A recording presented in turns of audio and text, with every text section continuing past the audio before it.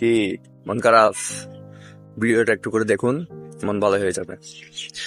একদিন সমুদ্রের মাঝখানে অনেক বেশি ঝড় হচ্ছে। ওই ঝড়ের কবলে পড়তে হচ্ছে আহ, কতগুলো যাত্রী, যারা হচ্ছে এক দেশ থেকে অপর দেশে যাচ্ছিল। এখন এত বেশি ঝড় হয়েছে যে ওই ঝড়ের কবলে পড়ে ওই জাহাজটা কিন্তু ডুবে যায়।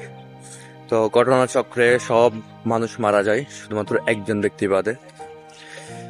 এখন যে ব্যক্তিটি বেঁচে ছিল, সে ওই অবস্থায় মানে আল্লাহর কাছে প্রার্থনা করছিল আল্লাহ তাকে যেন বাঁচিয়ে দেয়। তো এখন যখন ওই জাহাজটা ডুবে যায়, ওই ব্যক্তি বেঁচে যাওয়ার পরে এক পর্যায়ে ওই মানুষটি একটা দ্বীপে গিয়ে পৌঁছায়। দ্বীপে গিয়ে পৌঁছানোর পরে সে দেখতেছে তার আশেপাশে কোনো মানুষ নাই, কোনো লোকজন, কোনো কেউ নাই। সে তো ঘাবড়ে গেল। যাক, সে অপেক্ষা করতেছে মানুষের জন্য, কে তাকে নিতে আসে। এরকম 1 দিন 2 দিন 3 দিন যায়, 1 মাস যায়, কোনো মানুষ আসে না। এক পর্যায়ে সে একটা খড়খড় দিয়ে একটা বাড়ি নির্মাণ করে।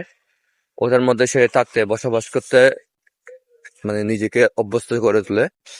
তো সেটা জীবিকা এরকম করে নির্বাহ করে থাকে, জঙ্গলে থাকে।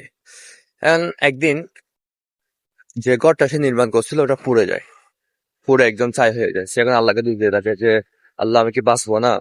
আমি কি বাঁচতে পারবো না? আমার একটা মাত্র ঘর ছিল, ওটাই আপনি কেড়ে নিলেন। এটা সে চিন্তা করতে করতে সে আত্মহত্যা করার জন্য সে নদীর ধারে চলে যায়।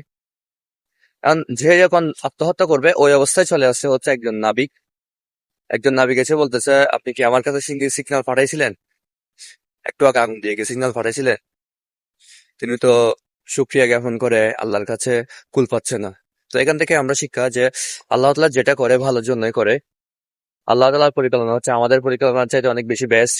এই বিশ্বাসটা আমাদের রাখতে হবে, তাহলে আমাদের চলার পথে, উড়ার পথে, আমাদের প্রত্যেকটা জীবনের পথে দেখবেন শান্তি আর শান্তি।